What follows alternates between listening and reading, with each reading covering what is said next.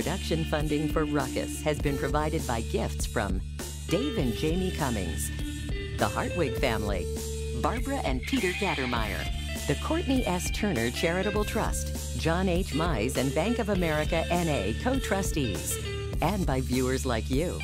Thank you. Welcome to Ruckus, our weekly food for thought fight over the news of the day and the trends of the times. I'm Mike Shannon. The Ruckettes join me shortly, and our topics this week: McCaskill clarifies her views on Kavanaugh, Steve Rose lacks clarity in the Yoder-Davids race, and a judge is quite clear in her decision about two local officials, plus roast and toast. But we start with our Newsmaker segment and look at the race for sheriff in Jackson County. We'll talk with the Republican nominee who faces the incumbent sheriff, former police chief Darrell Forte. Joining me in the studio is David Bernal, who brings 37 years of law enforcement experience to the table as a member of the Kansas City, Missouri Police Department and as a special agent of the FBI.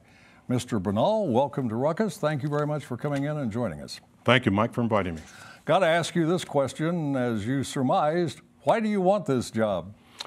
Well, for me, Mike, it's one word, and it's service. With the exception of 12 of my 24 years as a special agent with the Federal Bureau of Investigation, I've lived all of my life in Jackson County. On April 18th of this year, we in Jackson County learned of the shameful circumstances that led to the resignation of Mike Sharp as sheriff of Jackson County. Well, as a citizen of Jackson County with a law enforcement background, I was particularly distressed and angered that Sharp had such little sense of ethical consideration for the citizens of the county and for his department. So I've decided to raise my hand and run for sheriff. Well, the current sheriff, Darrell Forte, a former police chief, has been in the job for a while. He's running for election. Do you have specific criticisms of what he's been doing? No, he is the interim sheriff, I understand. Since his time there in that position, some other situations or problems have been divulged. To say the least. And, he's just doing what he needs to do as the interim sheriff. Are the two of you ever going to have a debate during the campaign? We have had a couple of forums before the primary, and there might be a possible additional forum near the end of the month of October. It looks like there is going to be a new Jackson County jail, at least at some point in our future. Do you think that's absolutely necessary? We need a new jail? I think we do, yes.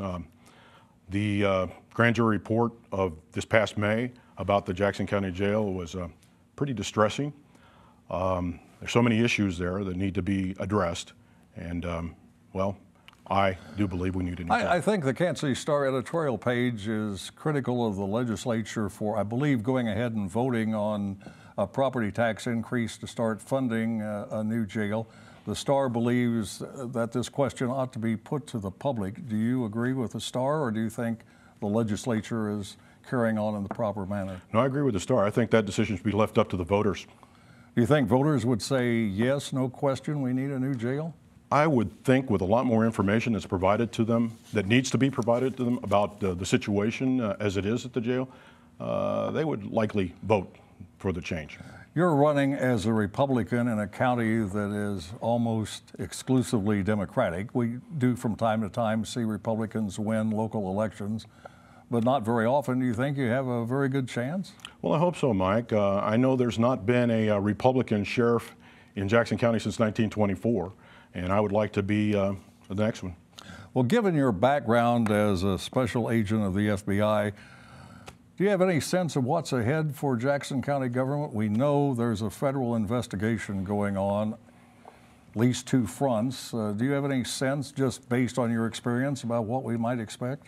Well, you're referring to I guess this past week here in Jackson County. The convictions of Mike Sanders and Calvin Williford, and the federal judge saying she was giving Williford a lesser sentence because he helped in the ongoing federal probe of at least two matters. Well, the only thing I know about that is what I read in the media.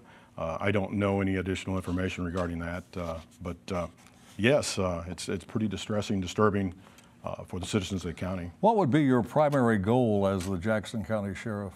Well, I have actually had the opportunity to speak to some people who are intimately involved with the Jackson County Sheriff's Department, And they had informed me that one of the issues that they would like to see resolved in the future if I became sheriff had to do with the political aspect of the job.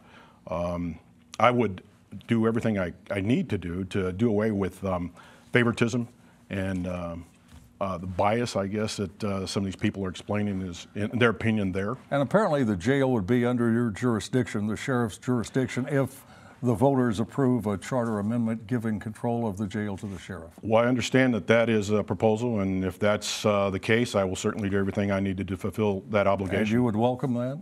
Well, as I say, I would do everything I need to do to fulfill that obligation. If someone wants to learn more about you, is there a way? Yes, sir. There is a website, electbernalforsheriff.com. All right. Thank you, sir, for coming in. Good luck in the campaign. Thank you, Mike. That is Jackson County GOP Sheriff candidate David Bernal. Now let's meet the panel and start a ruckus.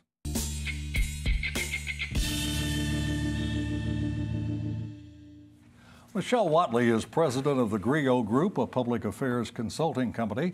Dave Traubert joins the panel for the first time. Dave is president of the Kansas Policy Institute. Marianne Murray Simons is a freelance writer and consultant. And Woody Kozad is president of the Kozad Company, a government relations firm. Dave, welcome to the panel for the first time. Glad to have you with us. Thanks, Mike. It's great to be here. And welcome back to Woody, Michelle, and Marianne. Thank you. Another well-known Kansas City political figure is headed to a stint in the federal pen. His name is Calvin Williford. He served as Jackson County Executive Mike Sanders' chief of staff. Williford got a 6-month sentence, 21 months shorter than Sanders, for their joint involvement in a kickback scheme. Williford's shorter sentence, as we learned from the federal judge in the case, Roseanne Ketchmark, is the result of his cooperation in at least 2 ongoing federal probes into county government. Interestingly, Judge Ketchmark once worked as an assistant prosecuting attorney in Jackson County. Woody, is there any surprise the feds are going to continue to investigate Jackson County government? I don't think so. No, it's not a surprise. Look, there are a lot of reasons for this. You can pass more laws about making more crimes in the area of public corruption. You can pass all the laws. Public corruption, by definition, is somebody violating one of those laws. So pass some more, and somebody will eventually violate the ones you pass now. To me, I think the biggest antidote to public corruption is competition. And we don't have competition in Jackson County politics, Kansas City, Missouri politics. Most metro areas in America have balkanized into local governments controlled by one party or the other.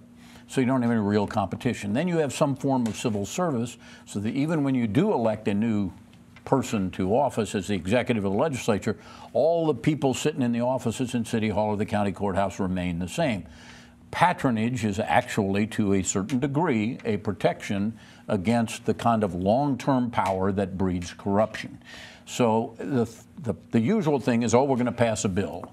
It'd be a lot nicer if we could get some actual political competition into Jackson County. And then I'd like to say just a word. If you don't read another book on public policy this year, read 3 Felonies a Day by Harvey Silverglade, a member or former member of the board of the American Civil Liberties Union.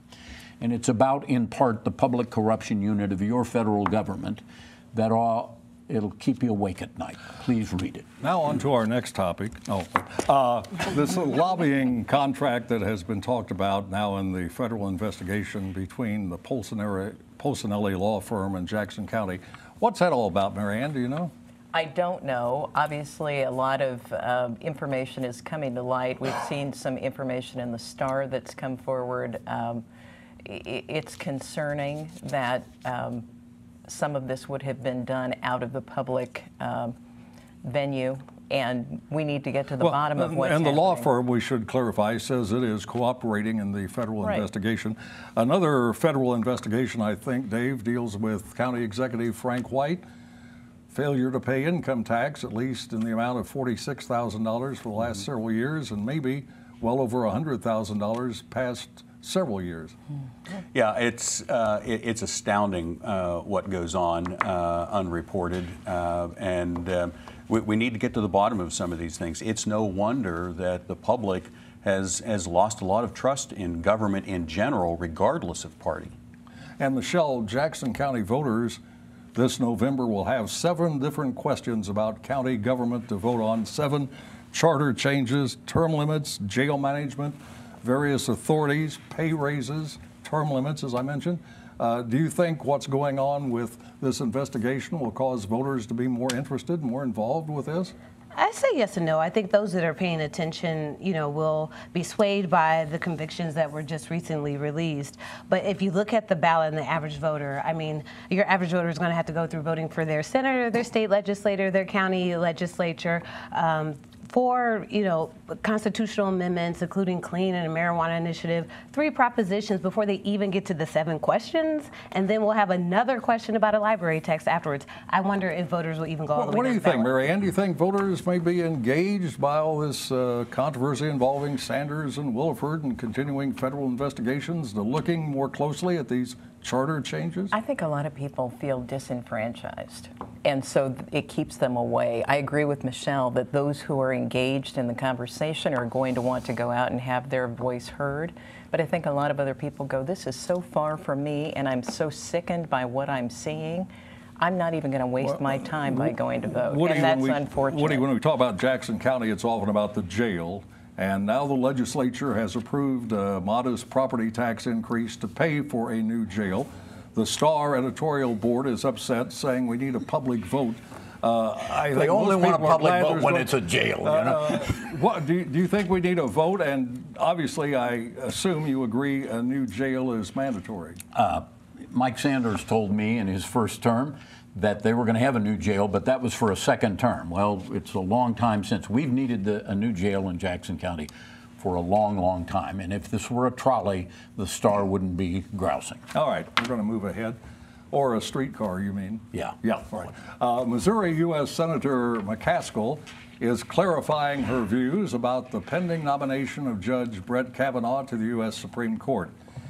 In a not very surprising announcement, McCaskill says her vote, if the Senate ever gets around to voting on this question, will be no.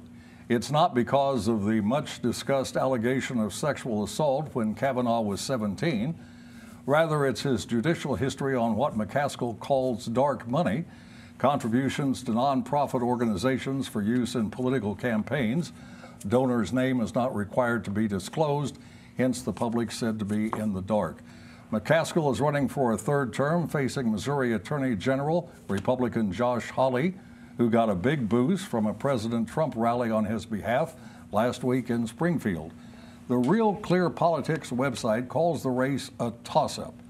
So what should we be watching for in the last month of this campaign? Let's start with Michelle.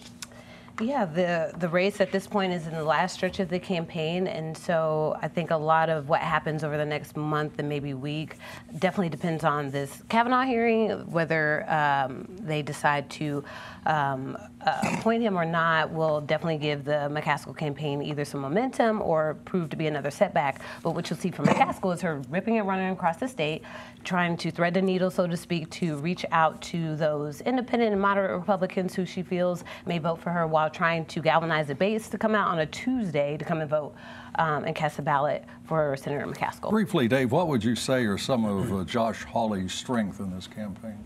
You know, of course, what's considered a strength or a liability depends on personal perspective. No, from your personal perspective. From my personal perspective, it's that he tends to have more of a preference for limited government, personal freedom, having good services, but not having it done by expanding government, whereas McCaskill seems to go the other way. I'd also say it's interesting that McCaskill says her opposition to Kavanaugh is about his preference for dark money, which, if you unpack that, it's about his preference to follow the law. The law says that these contributions are perfectly legal. So it's a matter of choosing whether she wants to support someone because they agree with the law as that she sees it should be, or as someone else. It's, if they want to really do something about campaign finance, then take away pass a law. Yeah, take away politicians' right to lie on television and radio. By the same token, Marianne, what would you list as a few of McCaskill's strengths in this last few weeks of the campaign? Well, she's trying to be as high profile as possible. Michelle said she is running around the state really trying to raise her profile in rural Missouri in particular. In an RV. Well, RV, plane, whatever it is. The real issue, I think, in this campaign, and one that affects voters the most, is the very negative advertising that's going on both sides of this race that are really not only dishonest, but confusing the electorate to the point that I made earlier. I think a lot of people just get frustrated and may choose to stay home, and that will not help Claire. As we are taping this program on Thursday morning, a lot of people are paying attention to the Judiciary Committee hearing where Dr. Christine Ford is testifying and Judge Brett Kavanaugh will be also testifying. He's the nominee for the U.S. Supreme Court, accused of sexual assault by Dr. Ford back when she was 15 and he was 17.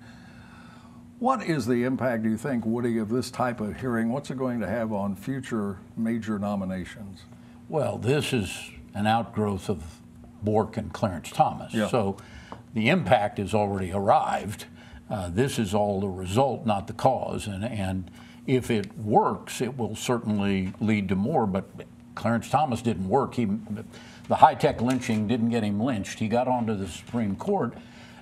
Nonetheless, it was sufficiently effective. Now they're trying it yet again in this case, and I think it's a pattern. I think you can just look for it. Certainly, anytime a conservative president nominates somebody to the Supreme Court. Well, but a couple of conservative nominations have taken place successfully to the court, and we've not seen this kind of activity, have we, Marianne, in recent years? We're in a different era. 27 years ago, when Anita Thomas took the stand, we lived in a different environment. In today's world, people are expecting a different level of conversation and a different level of disclosure, so that everyone who is voting on this has eyes wide open the opportunity to understand the facts and make a clear decision. Should we have all of the people who have made allegations against Kavanaugh come in and testify and extend the hearing?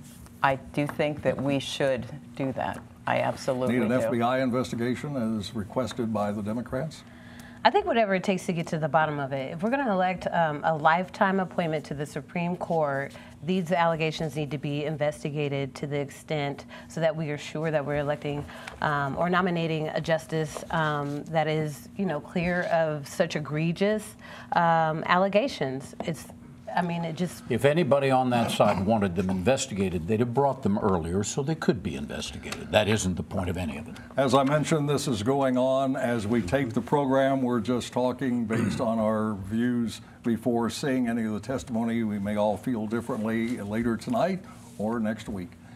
Kansas City Star columnist Steve, or he might not. Kansas City Star columnist Steve Rose, a frequent Ruckus panelist, identifies himself as a Republican, but often finds that he's anguished about the possibility of actually voting for a Republican. Such appears to be the case in a recent column where Steve discusses the 3rd District congressional race involving incumbent Kevin Yoder and Democratic challenger Sharice Davids. Steve is troubled by Yoder's support for President Trump's positions, but also worries about Davids' inexperience and lack of clarity on some issues. After meeting with her, Rose says he is confident Sharice Davids is no radical, as some have alleged. First question goes to Dave. Are you having the same difficulties as Steve about deciding how to vote in this race? Well, Mike, I actually got a good laugh from Steve Rose's comment about being in personal agony. It was pretty clear that he was going out of his way to give Republicans permission to vote for Sharice Davids. He didn't come out and endorse her, but the dog whistle politics was pretty clear.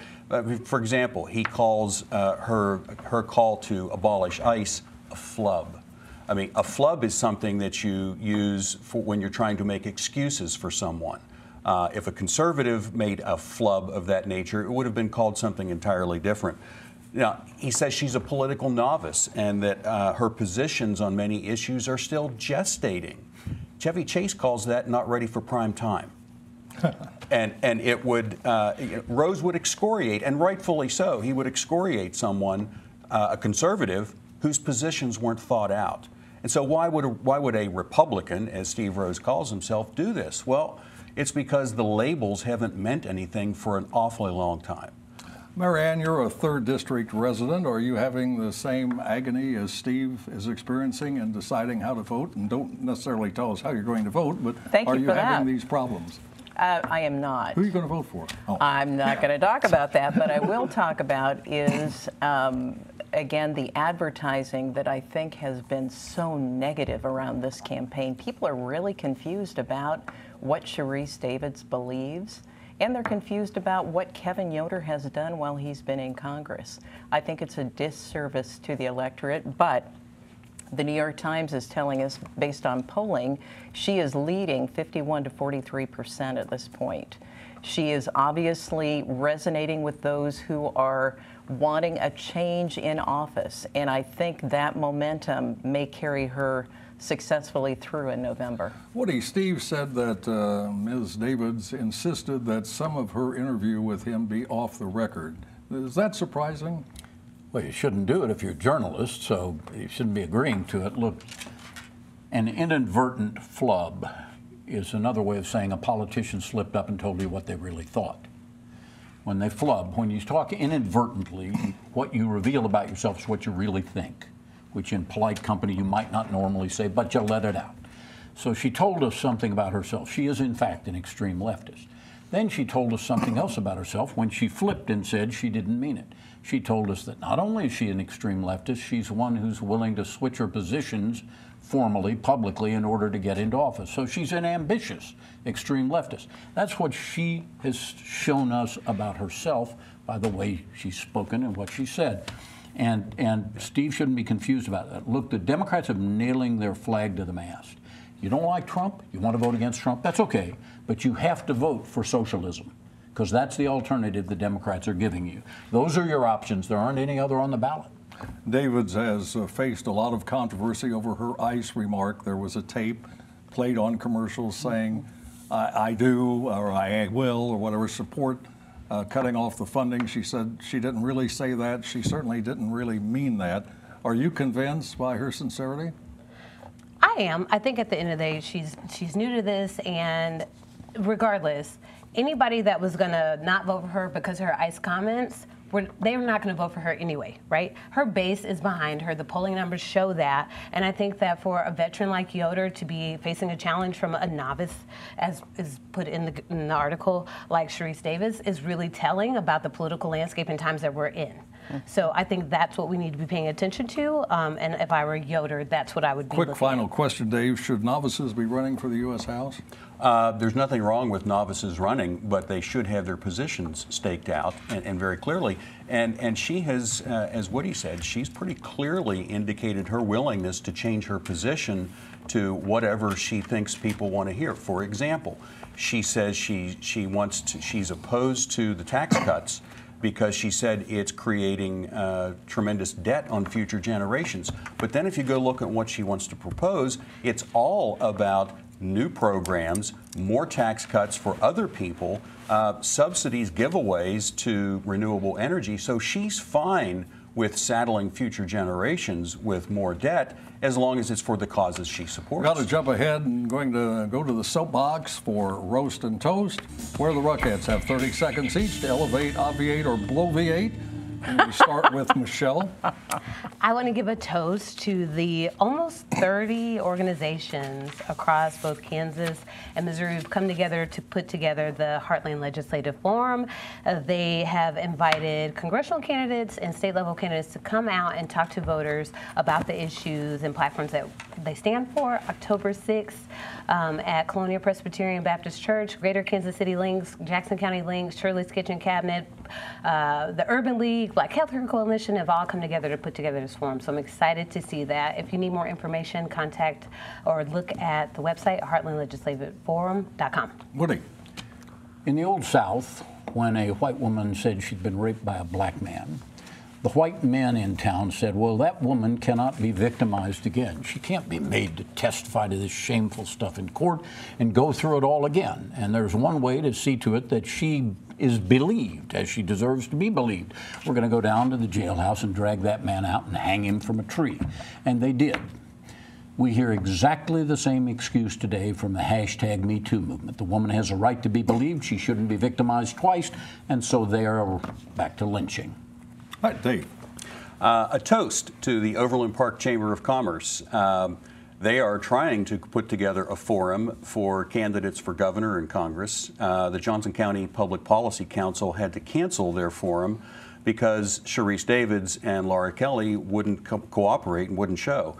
And to continue to allow that is to just encourage more bad behavior. So kudos to the Overland Park Chamber. We don't know if they're actually going to be able to pull it off, but they're trying to put together a forum where it's going to exist regardless of who shows. Marianne. A toast to Senator Dianne Feinstein for recognizing bravery of sexual assault victims for coming forward to accuse their attackers. Some statistics just to give you background. 60% of all sexual assaults in the United States go unreported. 1 in 3 women will be the victim of sexual assault in her lifetime, 1 in 6 men. Let's recognize that it takes bravery to report sexual assault and that the victims, already traumatized, should be treated as such. And that is Ruckus for this week. We're back next Thursday at 7. Now for the Ruckus and the crew, Mike Shannon saying thanks very much for watching and good night.